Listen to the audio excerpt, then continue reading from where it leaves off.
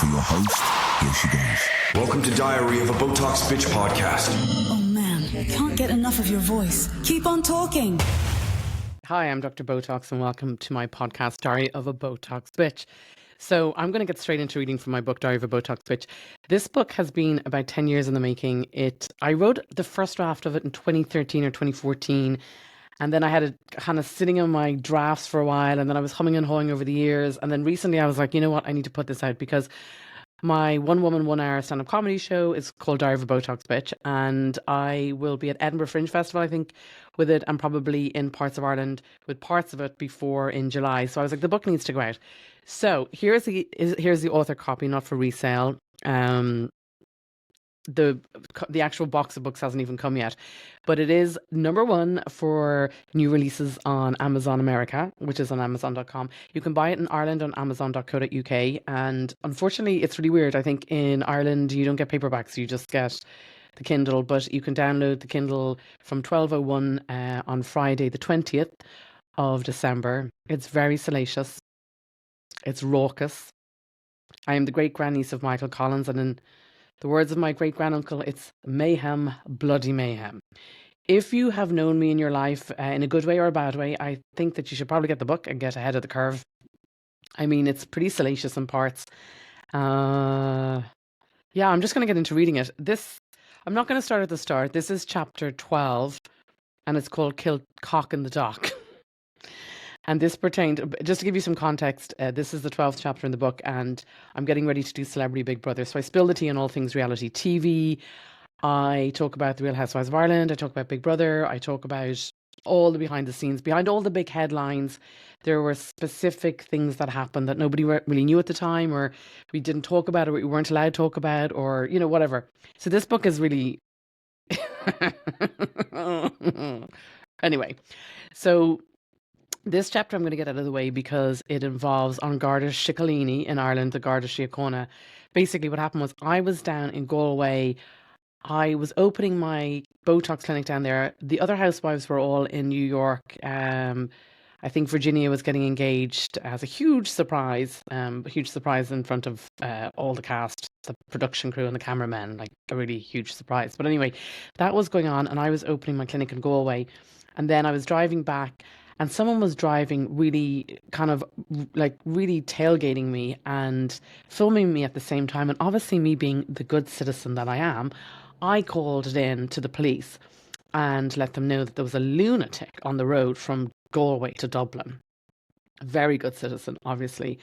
And I didn't think anything more of it. And then the following Monday, a member of An Garda Síochána from Donnybrook came to my door at like 7 a.m. or something ridiculous, and ungodly hour. I went down to answer the door. It was like 7:10 in the morning, and I was just out of the shower. I had grabbed some Finding Nemo towel or something, and I went down, and I couldn't believe it. Your man was at the door, and he was like, "Were you driving on the road back from Galway?" And I said, "Oh, listen, if you want me to give a statement about that desperate driver," I said, "your man was like a lunatic." I said, "He was driving up the backside of my car. I had to take off. Bald fella." And I started to describe the guy, and then I realised very quickly, like, the guy I was describing was the guard in front of me, and I was like, oh, jeepers. And his friend was with him, and they were kind of a bit sheepish. I think he was trying to, I don't know what he was doing really anyway, but I was like, I'm not having this 7 o'clock in the morning on my doorstep. I said, good luck. So I then called into Donnybrook Guard Station later that night and made a complaint against him. I think I was so incensed by the whole thing that he turned up at my house like at 7:10 in the morning. I'm not a morning person, and I was so livid that I think I got in touch with a guard ombudsman and everything. Like, you know what I mean? I'm the greatest friend you'll ever have, but if you get me on a wrong day, you catch me at a bad time, greatest friend you'll ever have, baddest like foe you'll ever make. So him and I did not get on well. And I didn't think much more of it again for a while. And then I suddenly got a summons in the post saying no license, no insurance, like it was so bad. It was ridiculous.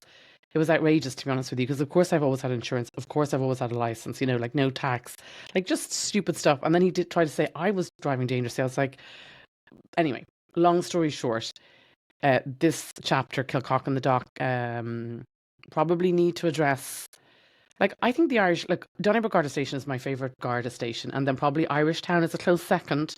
Irishtown are built differently. My thoughts on this is Donnybrook Garda Station, they just deal with all the Donnybrook folk. Irish Town, they're half one leg in the Donnybrook and the D4, and the other half they're down in Irish Town, which is a bit like, parts of it are pretty rough. So I feel like they're not as crisp as Donnybrook Garda Station. Donnybrook Garda Station is um, the closest thing to Beverly Hills Police Department, which are probably the best police force in the world. 42-second response time. And even living in parts of Los Angeles, if you're dealing with the LAPD, your head could be missing and you'd be waiting 2 days. Whereas Beverly Hills Police Department, 42-second response time. Donnybrook Garda Station are kind of like that. They have a bit of customer service about them. But in this case, there wasn't very customer service. And then my third favourite Garda Station would be Rathgar Garda Station, because I grew up around there and, I'd have nothing bad to say about them. Do you know what I mean? Nothing bad to say about them. Now, I do have a lot of bad things to say about this cop here now in this book. So I'm just going to get into it. And in advance, I'd love to offer members of Garda Síochána a discount or something, but there's no discount in the book, unfortunately. I texted one of the lads the other day and I said, listen, there's a book coming out and they're nice. They're very nice. So this is chapter 12 of Diary of a Botox Bitch. This is literally dropping on December the 12th. It's available on Amazon.com. It's number 1 in America in its class of new releases in television. And it's available in Canada, Australia, the usual suspects. And in Ireland, if you want to get it, you can order it on the Kindle. If you don't have a Kindle, don't worry, you just download the Kindle app on your phone. And you can literally order it and it'll be in your inbox in 24 hours and 13 minutes. So this is KILCOCK in the Dock, chapter 12, Diary of a Botox Bitch. And my tour, I'm going on tour later this year with my one-woman, one-hour show, Diary of a Botox Bitch, and also with the merch. My pronouns are Botox Bitch. So this is called KILCOCK in the Dock. I'm just going to read the chapter as it is. And again, this is kind of slotting in around Celebrity Big Brother in the UK, which I did, and The Real Housewives of Ireland, Dublin Housewives, Southside Housewives, Dublin Wives, whatever the fuck they're calling it this week, because they were sued so many times by Bravo for trying to swipe the idea. So KILCOCK Courthouse. Actually, I should get my glasses. Well, we'll have to do without them for a minute. So this is Diary of a Botox Bitch, chapter 12, KILCOCK in the Dock. God, I'm getting panic attacks thinking about this day. KILCOCK Courthouse for Dr. Botox, aka KILCOCK in the Dock, County Kildare, which is on the border of County Meath, Ireland. People get a bit thick about that. Looking back, I can't believe I even went ahead with Celebrity Big Brother during this time.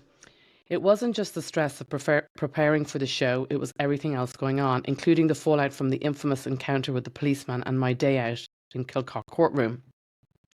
The whole saga with the policeman, whom I'd nicknamed Policeman Echo Finding Nemo, because you know the way their badge number is E something or other, and I end up getting caught at 7 a.m, like not even dressed, at 7:09 minutes in the morning, and I had to put on the Finding Nemo towel. I still don't know his name, so I called him Policeman Finding Nemo.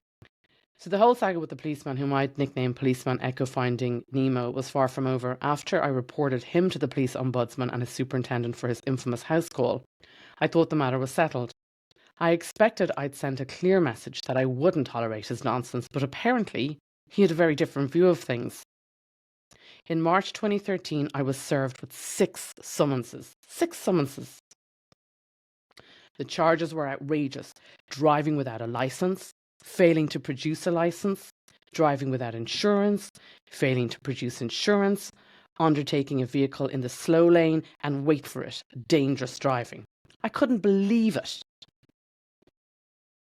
How could I be accused of not producing documents I was never even asked for? And dangerous driving? Seriously? The only danger on the road that day was him tailgating me at high speed and filming me on his phone.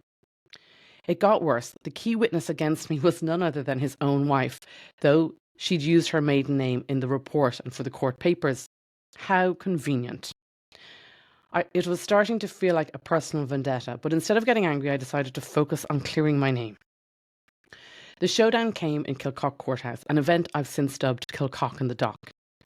The night before, I met with my solicitor and barrister, who advised me to stay off the stand at all costs. Can you believe it? They didn't want to put me on the stand. I don't know. Anyway, apparently the judge... Oh, I know why. Because the judge he's a little bit out there, to be honest with you. I better not say anything because I'll get in contempt of court or something. Apparently the judge assigned to my case had a reputation for being less than forgiving, and my legal team was worried about what I might say if given the chance. Who, me? I wasn't thrilled with the strategy. Why can't I take to the stand? I've nothing to hide, I protested.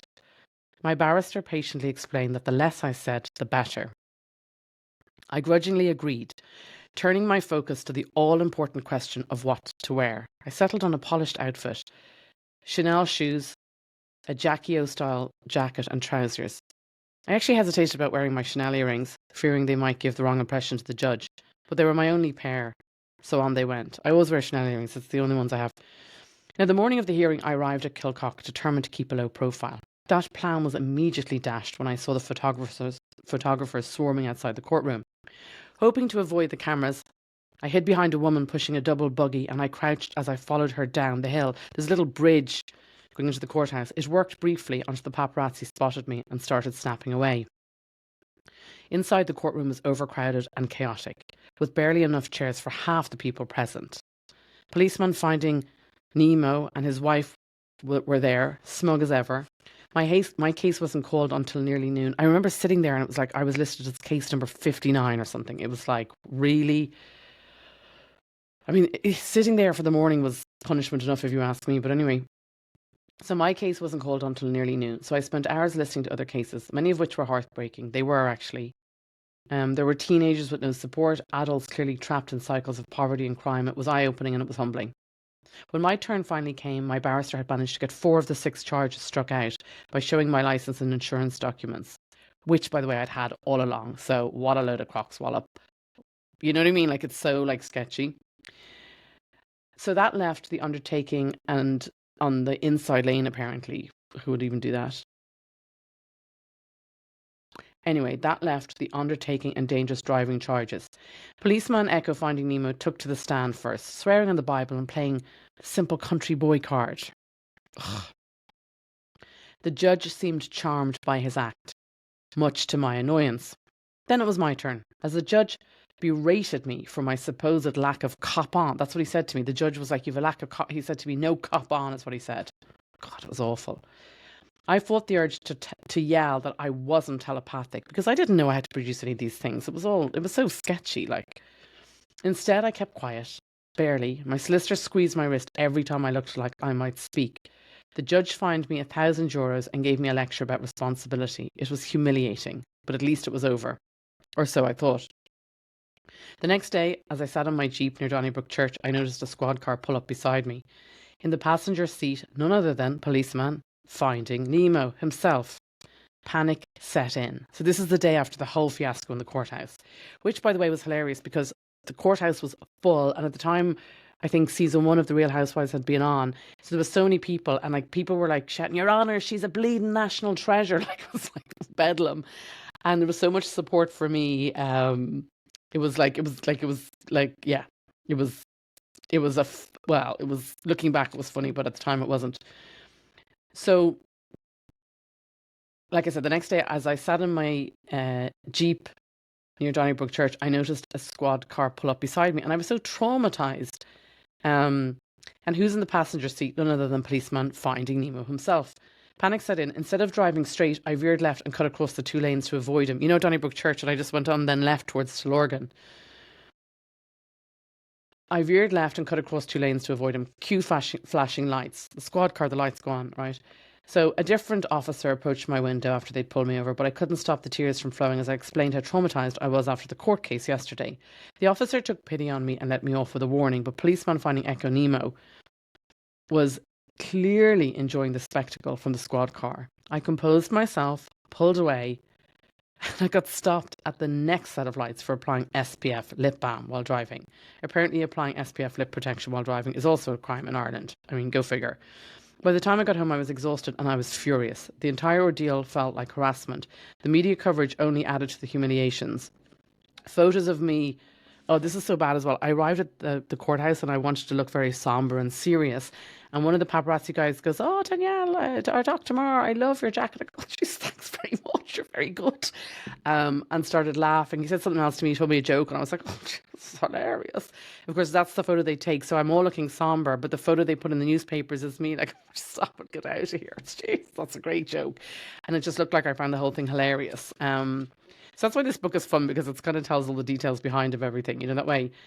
So Yeah, so that's what happened. It basically, the photos of me giggling outside the courthouse, taken after a photographer complimented me, were splashed across every newspaper, accompanied by headlines painting me as arrogant and flippant.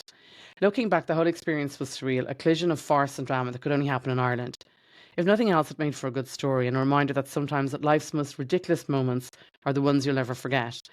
One of the funniest and most surreal moments from that day in court was was being explicitly instructed by my legal team not to speak or take the stand. The courtroom, however, was packed with the fans of Dublin Wives, and when it came for my case, chaos literally broke out. Someone yelled out asking if Lisa was back with Gerald. And by the way, it's it's funny, from January through till recently, I really didn't post any clips of Housewives or anything. I don't know. I think Lisa is the only thing we got right in the whole thing, insofar as I remember where I was in 2018 when I got the call to say that she was sick and it was terminal. And it's the only thing we didn't totally fuck up. Like, we all, I think everyone who was on the cast knew she wasn't well, and a lot of journalists knew, and she wanted nobody to know. And so that's the only bit we got right. But this makes me laugh, though, because one of the funniest and most surreal moments from that day in court was being told, not to speak or take the stand. And then the courtroom was packed with fans of Dublin Wives. And when it came to my case, the chaos did break out, and someone yelled out, "Is Lisa back with Gerald?" And before I knew it, people were shouting things like, "Your Honour, she's a national treasure. This is a farce." And opinions were flying left, right, and centre. And the judge looked like he was about to lose it. I didn't want to seem rude to my fans, so naturally I started explaining that while I couldn't say for sure if Lisa and Gerald were back together, that my aunt had in fact spotted them on the fairways in Quinta do Lago playing golf just 2 days ago. Now, I thought I was being helpful, but as soon as I started talking, the entire courtroom fell silent, ghostly quiet. Suddenly it was just me mid-sentence, with everyone staring, including the judge, who was absolutely fuming. He turned to my legal team and asked, with all the sarcasm he could muster, whether their client would in fact like to take the stand, since she had clearly so much to say. I remember, at the time, there was all these newspaper articles saying Garda needles Dr. Botox and stuff. I mean, they're pretty good headlines, to be honest with you. Um, and I'd say half the time I contributed to them myself. But that was like, oh my God, I'm just thinking about it, like, not good, no bueno at all. And I remember he gave me like 4 points in my driving license or something like that. To be honest with you, to me, it's incredible, because there's lots of nice policemen, but like, they're not exactly the most on the ball police force. You know what I mean? The judicial system in Ireland is terrible. And like, that whole thing was just a fiasco. It was basically police brutality against a D4 princess. Like, I see them the next day and they're acting like they've better things to be doing than going around going after me. You know what I mean? They should be definitely just like, I don't know, trying to catch criminals. But this book, Diary of a Botox Bitch, is, and in the back is all the headlines. Some of the headlines are wild. Now Dr. Botox faces prosecution for promoting Botox. How the horrible housewives made me cry every day. It's a bit dramatic. Dr. Botox sues Dr. Botch. I got psychosuction on my legs. That's liposuction done by a psychopath. He went on the run to Brazil then. And then I think he was struck off for sleeping with his patients as well at the same time. Not while they were asleep on the operating theatre. Well, actually, I don't know. I couldn't say for sure. Then there's another one. I only cook for a man if I want to get rid of him. Then Dr. Botox lined up to inject controversy into Big Brother. Give me my own show, says Botox bitch. I mean, hilarious. And people are saying, like, what were you doing for the last 5 or 6 years? Well, I sold my Botox clinic. I did a bit of an Irish goodbye. Went off to Los Angeles. And I had done some stand-up comedy before Big Brother. And then I was back in stand-up comedy. And the greatest gift I've had has been able to develop as a comic privately over the last couple of years. Very well minded by the comedy community here, and left alone kind of to my own devices, and just quietly, like, no one knows who I am, no one knew anything about me. I could just tip along and do my thing. So that's kind of what I've been doing. But now the cat is out of the bag. Diary of a Botox Bitch, my book, is out. The tour is Diary of a Botox Bitch, which is a 1-woman, 1-hour show. And I'm doing that at Edinburgh. I think, all things being equal, I'm doing a TV show as well next year. We're out of retirement.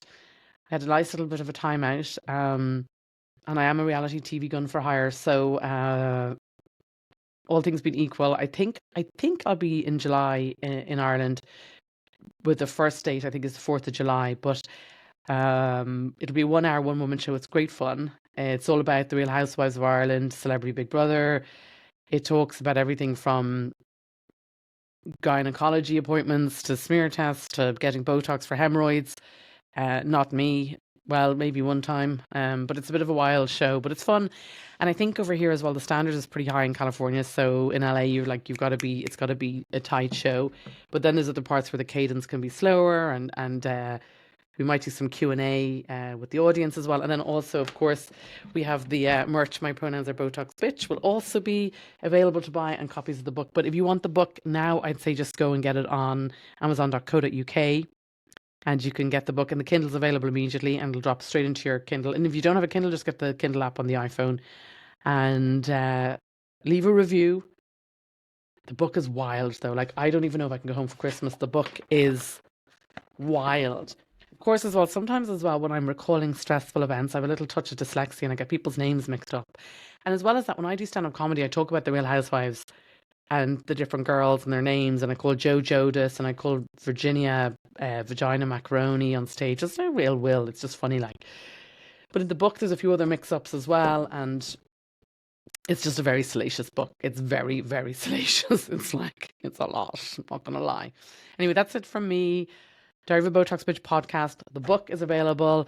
You can buy the merch on my website, and I will hopefully see you soon at a show, and we'll have fun. Pure mischief. Are you ready for your host? Here she goes. Welcome to Diary of a Botox Bitch podcast. Oh man, I can't get enough of your voice. Keep on talking.